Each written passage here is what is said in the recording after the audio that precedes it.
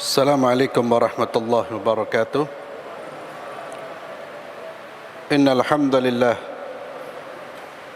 nahmaduhu wa nasta'inuhu wa nastaghfiruh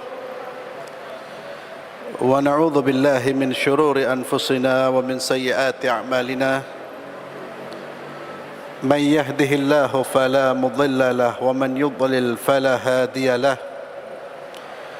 وأشهد أن لا إله إلا الله وحده لا شريك له وأشهد أن محمدا عبده ورسوله لا نبي بعده وبعد. Para hadirin jamaah Masjid Al-Irsyad yang saya muliakan, melanjutkan pembahasan terkait dengan nawaqidul iman, pembatal-pembatal keimanan. Kita malam hari ini akan membahas nawaqidul iman bil i'tiqad, pembatal-pembatal keimanan yang bersumber dari keyakinan.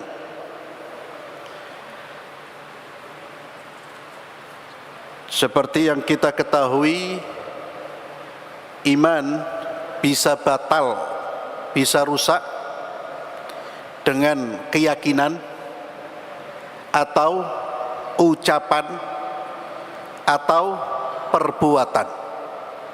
Sebagian ulama menambahkan au asyak, keraguan-raguan. Ya, tapi sebetulnya asyak ini, keraguan-raguan ini masuk dalam al-i'tiqad. Jadi ada yang menyebutkan 3, ada yang menyebutkan 4. Ini sekali lagi menyelisihi akidah Murji'ah, sekte sesat di dalam Islam yang meyakini bahwa kekufuran itu hanya bersumber dari keyakinan saja. Jadi kalau orang mengucapkan kata-kata kufur, perbuatan kufur, menurut mereka enggak kufur selama hatinya tidak meyakini apa yang diucapkan. Ahlus Sunnah tidak demikian. Siapa yang mengucapkan kata-kata kufur, contohnya kata-kata kufur apa kemarin? Mengolok-olok syariat, merendahkan Nabi, itu dengan kata-katanya. Kalau dia sadar dengan ucapannya, dia tidak dalam kondisi mabuk, tidak dalam kondisi kehilangan akal sehatnya, dan dia tahu itu penyimpangan, maka bisa jatuh ke kufuran. Sekalipun kemudian dia mengatakan, oh enggak, saya enggak niat untuk sungguh-sungguh, niat saya guyon, maka Ahlus Sunnah mengatakan jatuh pada kekufuran. Ya, ini bedanya Ahlus Sunnah wal Jamaah. Maka kekafiran itu bisa terjadi karena ucapan, perbuatan, dan keyakinan. Dari sini kita harus berhati-hati dalam berucap, berhati-hati dalam bertindak, berhati-hati dalam berbuat, dan juga harus menjaga keimanan kita agar tidak terjadi keraguan-raguan, agar tidak muncul keraguan-raguan. Namun ikhwani fillah, terkadang orang beriman itu dibuat ragu oleh syaitan, dibisikkan keraguan-raguan yang terkait dengan masalah-masalah yang sudah pasti di dalam agama.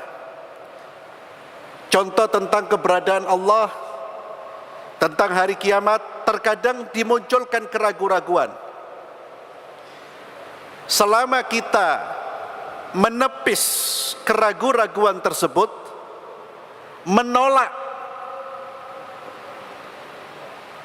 keraguan-raguan yang muncul dalam benak kita, maka hal tersebut tidak merusak iman kita. Karena syaitan pasti akan membuat hati kita ragu. Maka beristi'adzah, meminta perlindungan kepada Allah. agar dijauhkan dari bisikan-bisikan syaitan yang membatalkan iman. Itu keraguan yang kemudian kita yakini atau kita terima keraguan itu. Itu yang bisa membatalkan iman.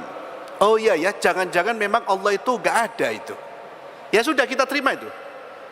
Itu bisa kufur, Pak. Ya.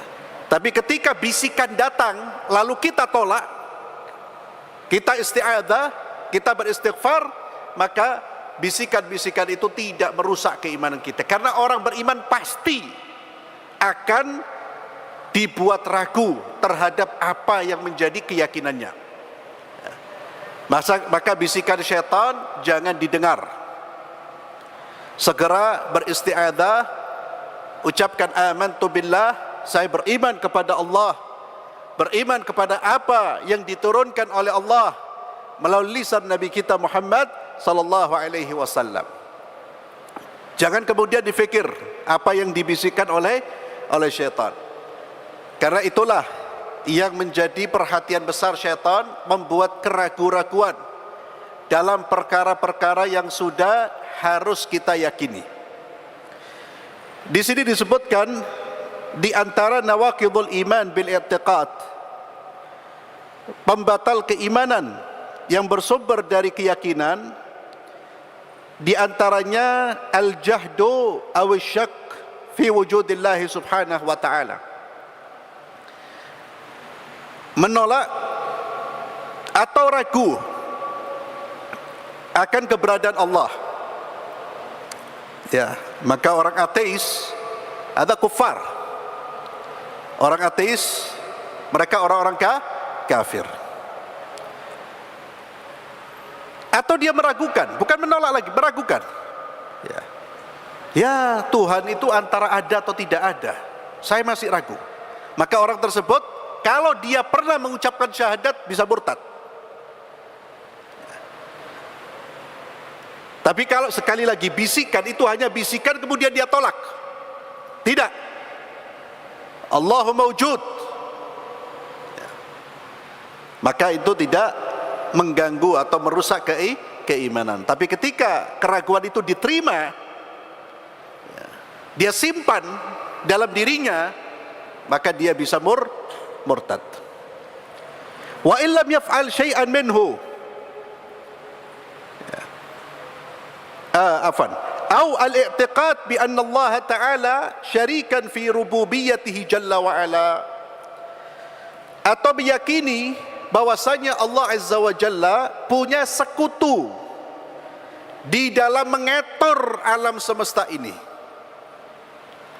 Dia yakin bahwa ada kekuatan selain Allah yang mengatur alam semesta ini.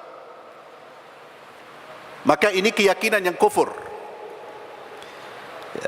Seperti orang meyakini al-i'tiqad bi anna al-awliya lahum tasarruf fil qaun ma'allah, bahwa wali-wali itu mampu mengendalikan alam semesta ini sebagaimana Allah mengendalikan alam semesta.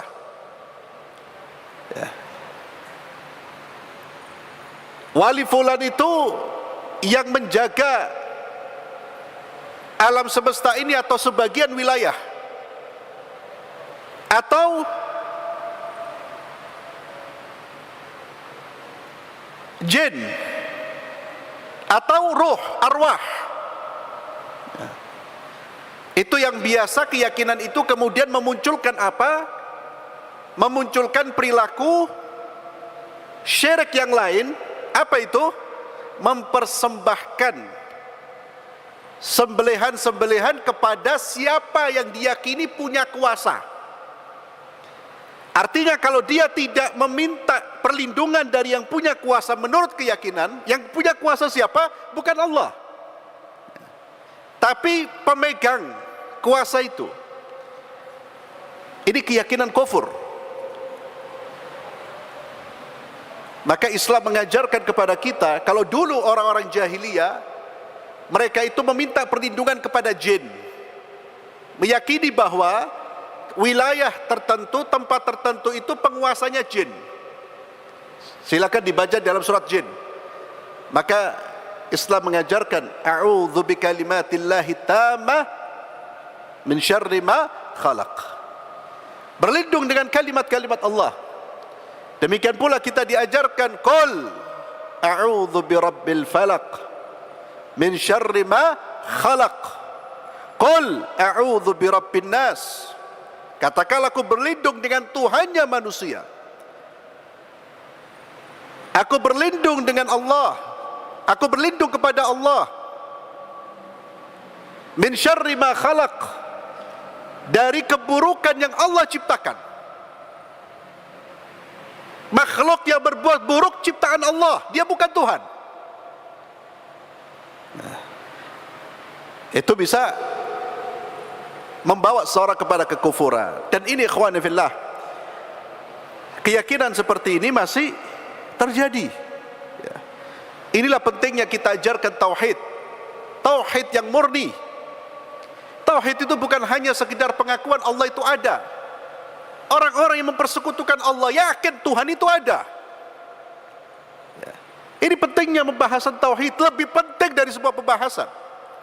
Karena orang kalau cacat tauhidnya, semua amal kebaikannya tidak terima oleh Allah. Ya. Jadi jangan remehkan. Kita ajarkan kepada masyarakat. Itulah mengapa surat Al-Ikhlas penting untuk diulang-ulang, bahkan untuk memberi motivasi kita membaca surat Al-Ikhlas. Itu surat tauhid yang betul-betul mengenalkan kita kepada Allah. Itu setara dengan sepertiga Al-Quran. Qul huwallahu ahad, Allahus samad. Allah sebagai tempat bergantung, tempat kita mengadu, tempat kita berlindung, tempat kita meminta pertolongan. Allah yang sebelumnya ditegaskan qul huwallahu ahad, hanya Allah. Jadi bukan hanya sekedar kita yakin ada Tuhan. Kalau ada Tuhan, orang musyrik yakin ada Tuhan. Ya, dan itu Allah ulang-ulang di dalam Al-Quran. Pernyataan-pernyataan orang-orang musyrik ketika mereka ditanya wala in sa'altahum man khalaqahum. Kalau kau bertanya kepada orang-orang yang menyembah selain Allah itu, siapa yang menciptakan kalian? Allah. Tapi mereka menyembah selain Allah karena mereka punya keyakinan yang salah terhadap makhluk Allah, yang membuat mereka kemudian melakukan perbuatan menyembah selain Allah Azza wa Jalla. Maka antum ketika berada di satu tempat, ya, berada di satu tempat, jangan sampai kemudian meminta kepada jin, ya, wahai jin, saya datang ke sini dalam rangka baik-baik, tolong jangan diganggu. La haula wala quwwata illa billah. Allahu akbar. Ya, apalagi sampai kemudian menyembelih. Itu masih terjadi, Pak. Saya kira tidak ada itu. Zaman sekarang Allahu akbar. Ya. Saya mendapatkan informasi ada satu rumah kalau nggak salah, ya, itu tukangnya itu nyembelih hewan untuk dipersembahkan kepada, menurut mereka, penunggu bangunan itu. Padahal sembelihan termasuk ibadah. Fasalli li rabbika wadhar. Salat dan sembelihlah lillah, li rabbik. Dan cirinya sembelihan yang dipersembahkan kepada selain Allah, cirinya apa? Itu cirinya apa? Biasanya apa cirinya? Anda kalau ingin membedakan ini sembelihan sebagai sesajen atau sembelihan yang karena Allah, biasanya yang dipersembahkan selain Allah cirinya apa? Hah? Hah? Hah? Kepalanya diputus mungkin. Apalagi yang paling nampak? Hah? Apa? Sudah dimasak. Cirinya apa? Kalau dipersembahkan kepada selain Allah. Loh, sudah dimasak itu enggak ya, akhi. Apa cirinya? Tidak dimakan. Tidak dimakan. Jadi dibiarkan begitu saja. Dibiarkan begitu saja. Itu biasanya ciri hewan korban yang dikorbankan kepada selain Allah. Ya. Tapi kalau dimasak, dibuat sate, dibagi-bagi tetangga, biasanya itu bukan hewan yang dipersembahkan kepada selain Allah. Yaitu insya Allah karena Allah. Rata-rata biasanya yang dipersembahkan kepada selain Allah itu dibiarkan. Dibiarkan. Diletakkan di tempat. Jadi mereka meyakini nanti yang menerima itu siapa? Jinnya itu. Itu tradisi jahiliyah yang masih berlanjut, ya. Jadi PR kita untuk menjelaskan akidah ini belum selesai. PR kita untuk menjelaskan akidah ini belum selesai. Jangan dianggap semua orang yang sudah syahadat itu mengerti tentang tauhid. Banyak saudara-saudara kita mereka nggak paham. Termasuk tadi saya sebutkan sebagian tukang tentunya, bukan semua, sebagian tukang yang belum belajar mungkin. Dan saya yakin KTP-nya Islam. Maka diingatkan. Itulah mengapa Nabi kita Muhammad sallallahu alaihi wasallam terus mendidik kita untuk senantiasa bergantung kepada Allah. Anda tidak usah jauh-jauh salat kita. Semuanya adalah muaranya adalah mentauhidkan Allah.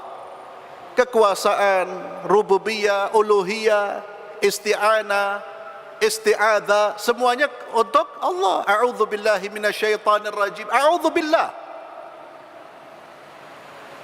Alhamdulillahi rabbil alamin. Rabbul alamin siapa? Allah. Rabb. Kemudian sampai kita berikrar iyyaka na'budu wa iyyaka nasta'in. Ya, itu kan penanaman tauhid. Kemudian ya, atau ini masih terkait yang pertama yang meyakini ada sekutu bagi Allah dalam rububiyahnya, seperti orang yang juga meyakini bahwa Allah itu ada selain Allah yang mengetahui ilmu gaib, ya. Padahal yang tahu seluruh perkara gaib hanya Allah. Naam, Allah Azza wa Jalla di dalam Al-Quran menyampaikan bahwa ada sebagian Rasul atau di antara para Rasul Allah beritahukan informasi tentang masalah gaib, termasuk Nabi kita Muhammad sallallahu alaihi wasallam. Namun ilmu yang Allah berikan kepada para Rasul, baik dari kalangan para Rasul itu utusan, baik dari kalangan manusia atau malaikat, malaikat juga utusan Allah. Yang Allah informasikan perkara gaib itu tidak semuanya. Dan tetap Allah yang memberitahu. Nabi kita Muhammad SAW, Nabi SAW, tidak ada manusia yang lebih mulia dari beliau. Ada manusia yang lebih mulia dari Sayyidina Muhammad SAW? La abadan. Tidak ada manusia yang pernah Allah ciptakan lebih mulia daripada Nabi kita Muhammad SAW. Tidak ada manusia yang paling dekat kepada Allah daripada Nabi Muhammad SAW. Ada perkara-perkara yang beliau tidak tahu. Bahkan Allah katakan dalam Al-Quran disuruh Nabi SAW disuruh mengucapkan sesungguhnya saya tidak mengetahui al-ghaib. Dan Nabi SAW ketika ditanya tentang hari kiamat oleh malaikat Jibril, Nabi bersabda, mal mas'ulu anha bi'a'lami minasail. Orang yang ditanya tidak lebih mengetahui dari yang bertanya. Nabi tidak tahu. Manusia yang paling dekat dengan Allah, paling mulia di sisi Allah, tidak tahu perkara gaib. Demikian pula malaikat yang paling tinggi derajatnya di sisi Allah tidak tahu perkara gaib. Kemudian ikhwan fillah, at-takdzib atau syak fi risalati Muhammad sallallahu alaihi wasallam, ya, mendustakan atau ragu-ragu dalam kerisalahan atau risalah yang dibawa oleh Nabi Muhammad sallallahu alaihi wasallam. atau menolak keumuman risalah beliau, atau menolak maupun meragukan bahwasanya beliau adalah nabi yang terakhir, ini bisa kufur. Atau mengingkari sebagian informasi yang disampaikan oleh Rasulullah SAW. Kalau dia tahu itu dari Allah, dari Rasulnya Muhammad SAW, kemudian dia ingkari, kufur. Tapi kalau dia mengingkari karena dia tidak tahu, atau dia menganggap itu bukan hadis, dia menganggap itu bukan informasi dari Nabi, maka tidak kufur, tapi dia harus diberitahu. Apa yang anda ingkari ini adalah informasi yang datang dari Rasulullah Muhammad SAW. Ini loh, ya, riwayatnya, sanadnya, keterangan ulama bahwa hadis ini sahih. Kalau sudah seperti itu, dia tahu itu hadis, disampaikan ilmunya, lalu dia tetap melakukan pengingkaran, ya ini bisa jatuh kepada kekufuran. Au ta'nu fihi ba'da nubuwatih, atau mencelah Rasulullah sallallahu alaihi wasallam, au ta'nu fihi ba'da thubutihi, ya, mencelah apa yang sudah thabit, yang sudah tetap, yang sudah jelas dari apa yang dibawa oleh Nabi Muhammad sallallahu alaihi wasallam. Atau dia meyakini bahwasanya Rasulullah sallallahu alaihi wasallam menyembunyikan sesuatu dari wahyu yang Allah sampaikan, maka kufur.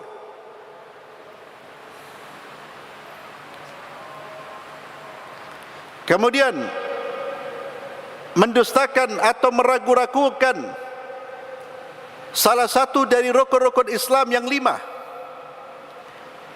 atau rukun iman yang 6. Mendustakan atau meragukan. Mendustakan seperti dia mengatakan bahwa tidak ada kewajiban salat, atau tidak ada kewajiban zakat. Dia mendustakan kewajibannya, kufur, sekalipun dia salat. Fahimtum? Orang yang mendustakan apa yang sudah jelas di dalam Islam, sekalipun dia melakukan apa yang dia dustakan itu, dia tetap kufur. Karena kekufuran ini bersumber dari apa? Keyakinan. Keyakinannya saja, keyakinan di mana dia tidak yakin, mendustakan, itu sudah kekufuran. Sama seperti orang meyakini bahwa syariat Nabi Muhammad SAW, nanti kita baca, syariat Nabi Muhammad SAW itu tidak layak diterapkan. Dia yakin itu, walaupun dia menjalankan syariat, kufur.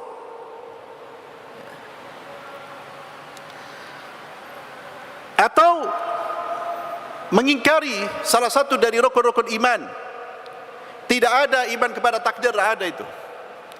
Atau mengingkari iman kepada hari akhir, dan seterusnya. Atau mengingkari iman kepada malaikat,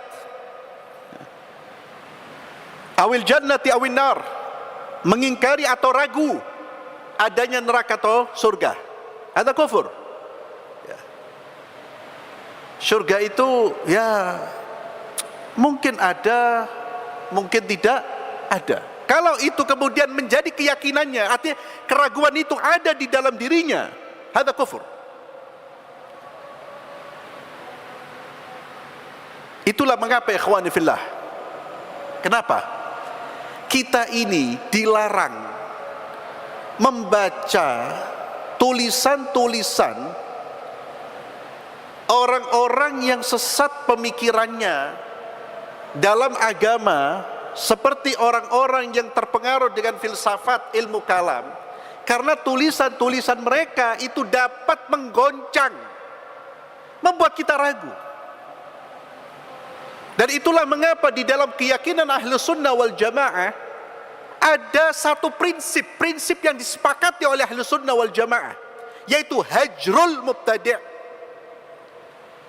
meninggalkan, mengisolasi, membenci ahlul bidah. Ahlul bidah itu siapa? Orang yang rusak pemikirannya, orang yang menyimpang perbuatannya. Kenapa? Hikmahnya apa? Agar tidak terpengaruh Dan banyak saudara-saudara kita yang awalnya akidahnya lurus, gara-gara membaca berbagai macam buku filsafat, goncang bahkan berbalik. Dari yang dulu beriman, sekarang dia justru meragukan apa yang dulu dia imani. Jadi jangan nekat. Jangan nekat belajar filsafat. Anda tahu Dajjal itu ketika datang, kita sama Nabi di dalam hadis yang sahih, ketika Dajjal datang, kita oleh Nabi disuruh mendekat apa menjauh? Menjauh. Padahal Nabi sudah menyampaikan informasi secara detail tentang Dajjal. Tapi Nabi tetap menjauh, lari. Kenapa? Belum tentu informasi yang kita ketahui ketika berhadapan dengan Dajjal, informasi itu mampu menguatkan iman kita. Bisa jadi fenomena yang kita lihat, apa yang kita lihat, apa yang kita dengar langsung dari Dajjal mengalahkan bacaan yang pernah kita baca. Jadi jangan macam-macam. Itulah mengapa ulama ahli sunnah sangat keras terhadap ilmu kalam, ilmu filsafat, dan mengingatkan umat untuk tidak membaca. Walaupun ada di antara mereka yang mengerti tentang itu, tapi setelah mereka kuat Al-Quran dan hadisnya, dan mereka membaca untuk membantah. Tapi kita jangan berani-berani.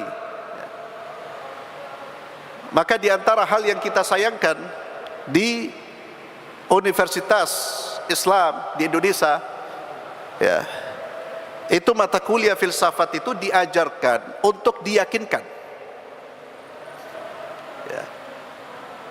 Dan ini terjadi, saya tidak bohong ikhwan fillah. Saya punya kawan, saya pernah cerita. Ini biar tahu. Ada kawan kita yang kemudian sampai meyakini sholat tak wajib. Bayangkan antum.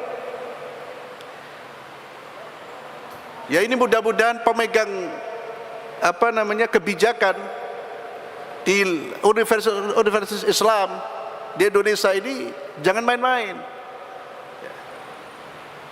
Jangan kemudian mahasiswa didoktrin dengan ilmu-ilmu yang justru bertentangan dengan keyakinan. Ya. Filsafat itu kan logik, dia bermain akal. Sedangkan iman itu pendekatannya yakin. Ini bahaya ikhwan fillah. Sampai terjadi seperti itu. Sampai ada yang meyakini bahwa semua agama sama. Ya. Loh kalau seperti itu tanggung jawab siapa? Ya. Meyakini semua agama sama. Ada meyakini semua itu sama saja. Anda menyembah apa saja silakan. Yang penting Anda baik. Yang penting Anda tidak mengganggu orang. Kita katakan definisi baik itu apa sih? Apakah orang yang enggak sholat itu baik di mata Allah? Apakah penyembah berhala itu baik di mata Allah? Dalam pandangan Islam tidak baik. Baik itu apa definisinya? Baik itu taat kepada Tuhan yang menciptakan dia, itu baik. Kalau Anda ingkar terhadap ayat-ayat yang disampaikan oleh Nabi Anda, itu tidak baik. Itu namanya kurang ajar. Itu namanya menentang. Ini ikhwani fillah, kenapa orang bisa ragu? Karena dia belajar ilmu-ilmu yang memang sumbernya itu bukan dari Islam, yang menguatkan sisi logisnya daripada kepercayaan. Ini orang bisa goncang gitu, tergoncang akidahnya. Sampai kemudian ada mahasiswa yang mempertanyakan, Quran ini jangan-jangan tidak asli. Na'udzubillah. Ya, na'udzubillah. Itulah ikhwani fillah. Maka kita banyak-banyak berdoa kepada Allah untuk dikuatkan iman kita dan iman keluarga kita, putra-putri kita. Ya. Kalau sampai kita melepas mereka di perguruan tinggi Islam di Indonesia ini, ya ingatkan. Saya tidak mengatakan semua perguruan tinggi, tapi banyak. Ia mengajarkan mata kuliah filsafat, ilmu kalam, yang itu kemudian diajarkan untuk dijadikan pegangan. Ya, dijadikan pegangan. Itu tergantung dosennya. Tergantung dosennya. Ada kawan yang bercerita, dia punya dosen filsafat. Itu ketika mengajarkan ilmu filsafat, apa kata dosennya? Anda ini kalau mau menilai keyakinan orang lain, agama lain, Anda harus keluar dari agama Anda dulu. Dahsyat itu. Karena kalau Anda masih berada di dalam agama Anda, Anda tidak akan objektif. Anda keluar dulu. Anda lepaskan dulu semua keyakinan Islam Anda. Ya. Itu kata kawan saya. Itu semester pertama diajarin kayak gitu. Apa dah kaget dia. Semester pertama, ibaratnya yang baru belajar pemikiran. Itu kan bahaya itu.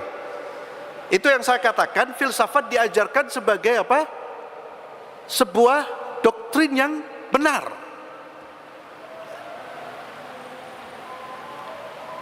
Bahkan terkadang orang-orang itu lebih meyakini kebenaran teori-teori filsafat, filosof daripada ayat dan hadis-hadis.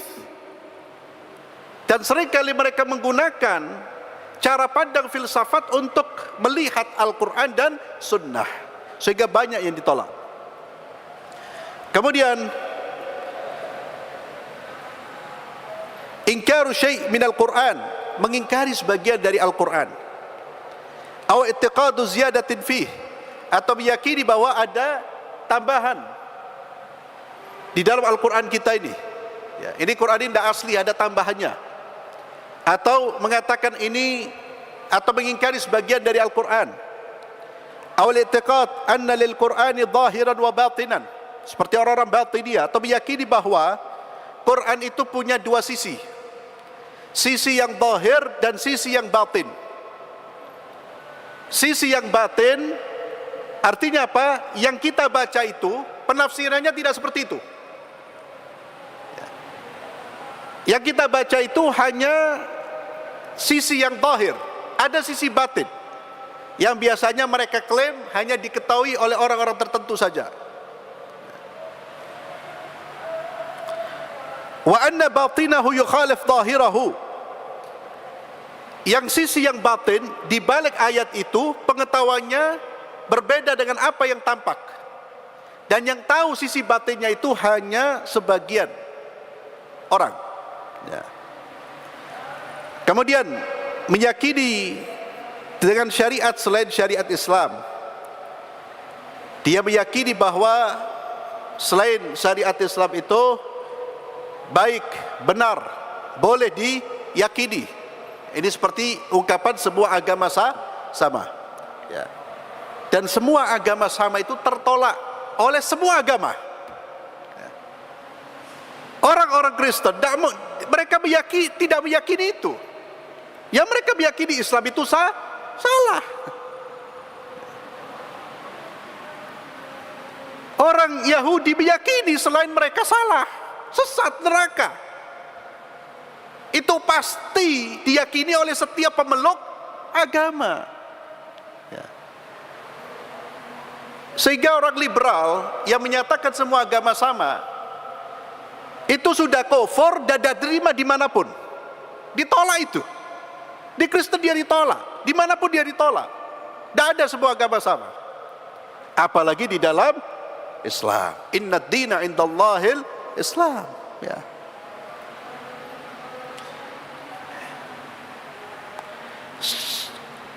Pemikiran atau keyakinan tadi bahwa syariat selain Islam itu benar, ya, baik, boleh diyakini, yang bertentangan dengan Islam, itu nanti akan memunculkan apa? Keyakinan bahwasanya gereja-gereja yang disembah selain Allah itu rumahnya Allah.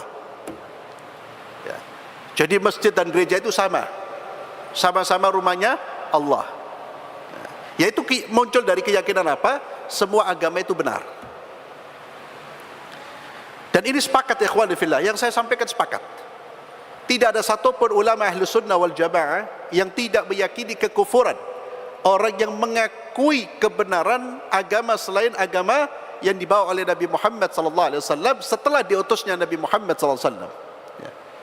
Namun sebelum diutusnya Nabi Muhammad SAW, maka kebenaran itu adalah agama yang dibawa oleh para nabi sebelumnya. Siapa yang mengikuti para nabi sebelumnya, dia Muslim, dan agama itu agama Islam. Semua agama yang dibawa oleh Nabi adalah agama Islam. Karena agama itu mengajarkan satu prinsip, tunduk dan patuh kepada Allah. Dan di antara bukti kepatuhan dan ketundukan kepada Allah adalah mengikuti siapa yang diutus oleh Allah sebagai pembimbing umat manusia. Wallahu a'lam bissawab. Kita tutup dengan doa kafaratul majlis. Subhanakallahumma bihamdik, asyhadu an la ilaha illa anta, astaghfiruka wa atubu ilaik. Assalamualaikum warahmatullahi wabarakatuh.